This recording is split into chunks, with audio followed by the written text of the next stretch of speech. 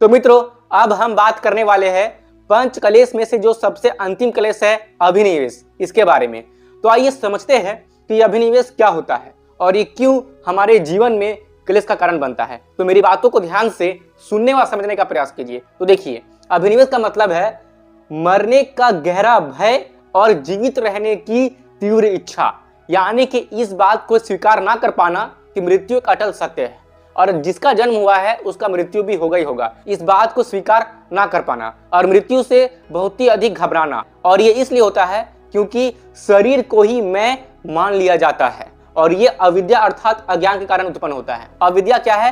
ये पहला पंचक्लेश है, मैंने समझाया था। अब इस अभिनिवेश की तीव्र भावना होने से क्या होता है, आइए मैं आपको बताता हूँ। व्यक्ति छोटी छोटी बातों में भी डर जाता है, अपने जीवन में कभी भी रिस्क नहीं लेता, वो रिस्क लेने से बहुत ही अधिक डरता है। और ये बात तो आप भी जानते हैं कि यदि आप अपने जीवन में जरा सा भी रिस्क नहीं लेंगे तो आप आगे नहीं बढ़ पाएंगे और ऊंचे स्तर की सफलता को प्राप्त भी नहीं कर पाएंगे। इसलिए ऊंचे स्तर की सफलता को प्राप्त करने के लिए त्याग और थोड़ा बहुत रिस्क लेना भी आवश्यक होता है। अब आगे वो व्यक्ति जीवन का वास्तविक आनंद नहीं ले पाता, हमेशा इस भय में रहेगा यदि मेरा मृत्यु हो गया तो क्या होगा, जबकि मृत्यु का अटल सत्य है, ये कभी भी किसी भी समय और किसी भी आयु में हो सकती है। इसलिए हमें सदैव मृत्यु से भयभीत रहने के बजाय अपने जीवन को आनंदित रूप से जीने का प्रयास करना चाहिए और इसके लिए हमें धर्म के ये सारे लक्षण को फॉलो भी करना चाहिए। तो मृत्यु से बहुत ही अधिक भय रहने के कारण व्यक्ति हर समय असुरक्षा महसूस करता है।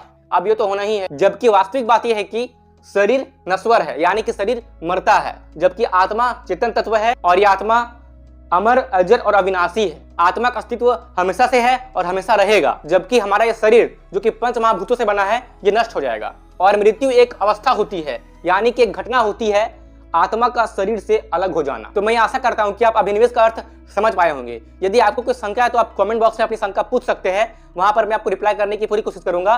और ये तो आप समझ गए होंगे कि अभिनिवेश की भावना तीव्र होने से ही मनुष्य अपने जीवन में जोखिम नहीं लेता और चाह कर भी ऊंचे स्तर की सफलता को प्राप्त नहीं कर पाता। अब अगले वीडियो में मैं आपको ये बताऊंगा कि ये जो पंच क्लेश है इससे बचने के क्या क्या उपाय है, कौन से उपाय करने से आप इस पंच क्लेश से छुटकारा पा सकते हैं और अपने जीवन को सही ढंग से आनंदित रूप से जी सकते हैं और साथ ही आप अपने मनुष्य होने के सही उद्देश्य को भी पा सकते हैं। ये जानेंगे हम अपने अगले वीडियो में।